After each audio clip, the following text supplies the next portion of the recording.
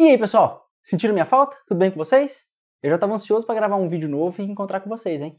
Seguinte, hoje vamos discutir uma resposta ao problema da definição do conhecimento. Então, antes de mais nada, acredito que seja melhor vocês virem aqui e acessarem o vídeo sobre epistemologia, teoria do conhecimento, quem não assistiu. Lá vocês vão entender melhor o que é o problema de definição do conhecimento, a natureza desse tipo de problema, tudo. Bom, a resposta que a gente vai estudar hoje é conhecida como a definição tradicional do conhecimento ou análise tripartida. Então, tá preparado para a gente ver como se entende tradicionalmente o conhecimento? Sou Kerian Grache e este é o SciFilo.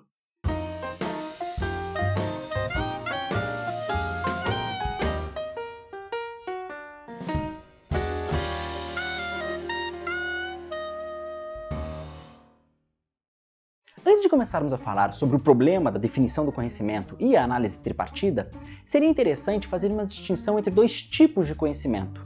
Vejamos dois exemplos que aparentemente são casos de conhecimento. Indiana Jones sabe que a civilização Inca é uma civilização pré-colombiana. E Indiana Jones sabe como usar seu chicote.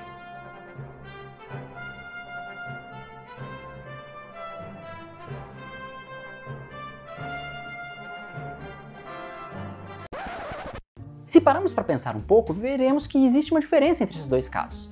Por exemplo, olha o segundo caso. Saber usar um chicote é chamado de saber como. Esse tipo de conhecimento envolve uma habilidade, uma prática que você tem ou se adquire.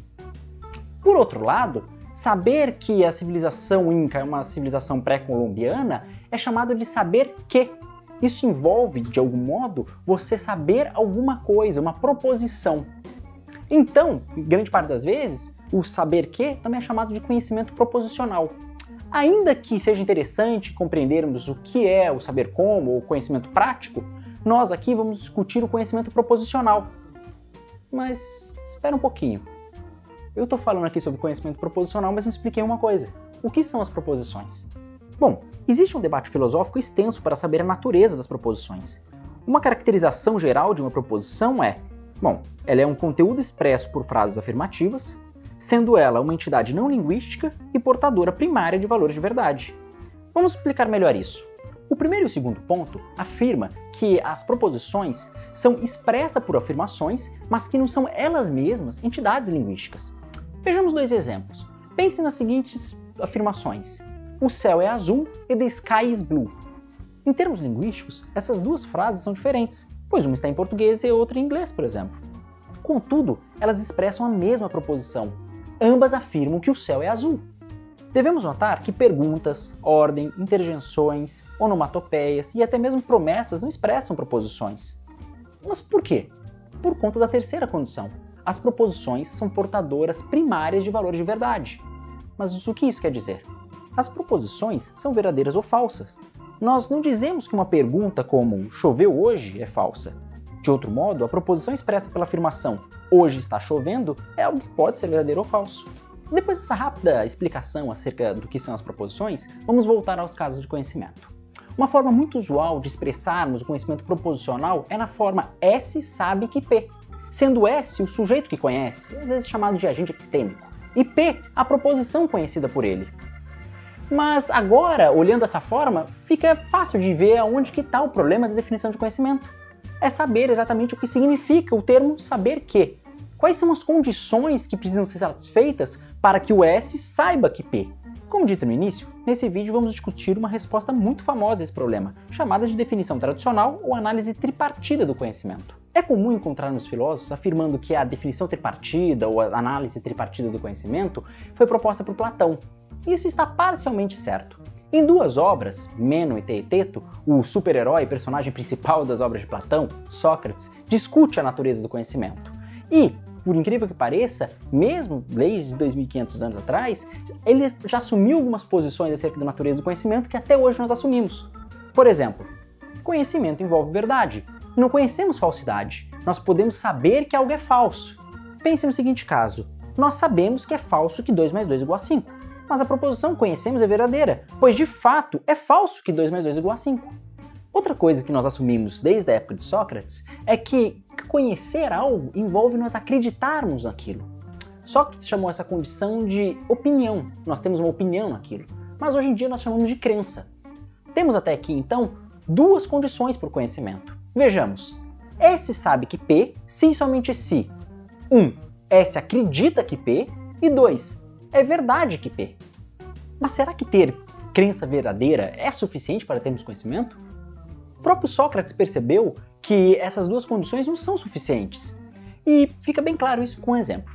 Eu tenho um amigo, o Fernando, e ele joga toda semana na loteria e toda semana ele diz: eu sei que eu vou ganhar na loteria, mas toda semana, para variar, ele perde. Mas só que chega um dia que o Fernando vai lá e ganha na loteria. E é bom que nesse dia você me dê dinheiro, viu? Agora pensa no seguinte, a gente pode dizer que ele sabia que ele iria ganhar na loteria aquele dia? Bom, se não tiver nenhuma maracutaia envolvida na loteria, aparentemente não, né? Mas agora pense novamente nas condições A e B.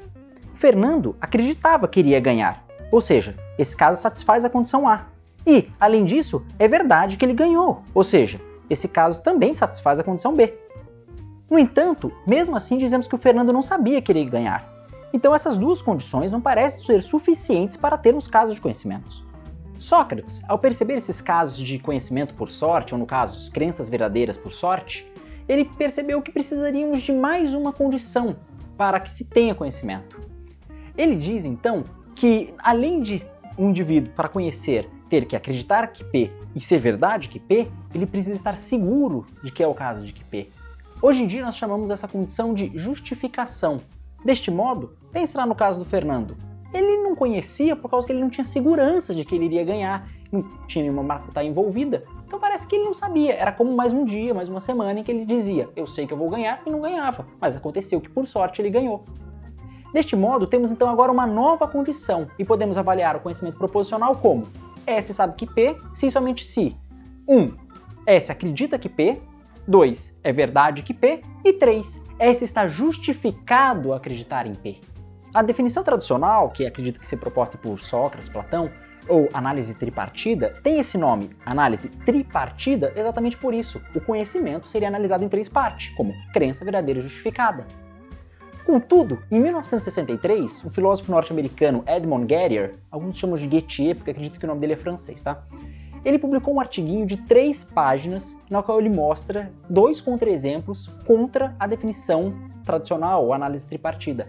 Ou seja, ele mostra 2 casos em que os agentes epistêmicos, o sujeito, acredita que P, é verdade que P, e ele está justificado em acreditar que P, mas que nós olharíamos esses casos e falaríamos que esse agente não sabe que P, ele não tem conhecimento. Seriam casos que satisfazem as 3 condições, mas ainda assim não teríamos conhecimento. Para apresentar os casos de Gettier, eu teria que fazer um outro vídeo que pretendo fazer mais para frente. Ficaria muito complicado e muito técnico. Então aguarda que mais para frente nós vamos ver isso. Bom, eu espero que você tenha entendido melhor como se entendia o conhecimento tradicionalmente. Depois de 63, com os trabalhos de Gettier, poucas pessoas ainda defendem a análise tripartida do conhecimento. Contudo, ela teve um papel assim fundamental na história da filosofia. Então, espero que tenham gostado. Mas antes de acabar, eu gostaria de fazer uma perguntinha para vocês. O que vocês querem ver no próximo vídeo? Vocês querem ver algo sobre metafísica, algo sobre filosofia moral ou algo sobre epistemologia ou teoria do conhecimento? Faz o seguinte, vota na função do YouTube que tem para fazer votações. Vai estar aqui do lado, eu acho. Bom, é isso. Espero que tenham gostado. Se realmente gostou, curte lá, dá um joinha pra mim, se inscreve no canal e, se der, compartilha com teus amigos. Talvez eles queiram saber um pouco mais de filosofia também. Um abraço e até mais.